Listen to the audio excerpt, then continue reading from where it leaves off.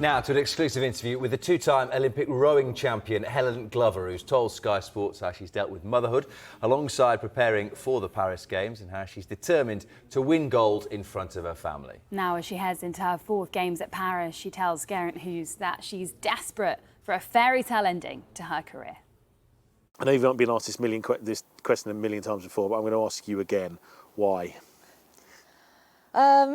I guess the reason changes over time and changes over the years, but for me right now, it's almost why not. I've shown it can be done. Turned my question around there, haven't you? Yeah, tell me, why not? Yeah. Why shouldn't I be doing this at 37 with 3 kids? And that's kind of the point. Is like, I'm 37, I've got 3 kids, and I want to show there's no reason I shouldn't be doing this, and there's no reason. I do think sport is a big reflection on society, and there is this sense of when women have children, they're kind of different, change, and yes they are, but that can be really positive. I'm a very different person to what I was in London and Rio, but I think I'm a better athlete because of it. I think I bring way more positives to the table now I'm a mum. And I want to kind of shake that up a bit, I guess, and represent not only people in sport, but people outside of sport about what can be possible. I think one thing that's really important is I never want to claim to be superwoman or to be doing something amazing that nobody else could do. I think people need to be seen and be shown to show what's possible. Yeah. And I also don't think that every person will make this choice. I don't think every mum who starts a family will want to go back to work, will want to go back to their hobbies, will want to go into sport, but every single mum should have the choice. It's about choice and options, because that's what makes you feel isolated and lonely.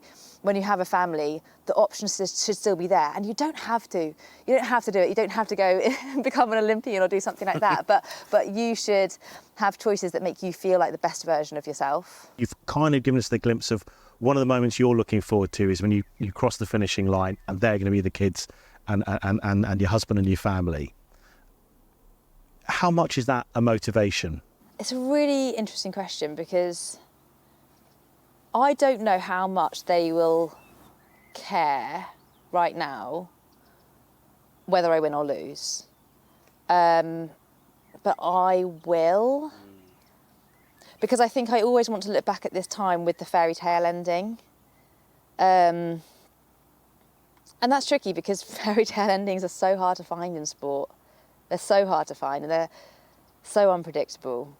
But yeah, I think I probably want the fairy tale ending for them more than they do. They just love me as their mum.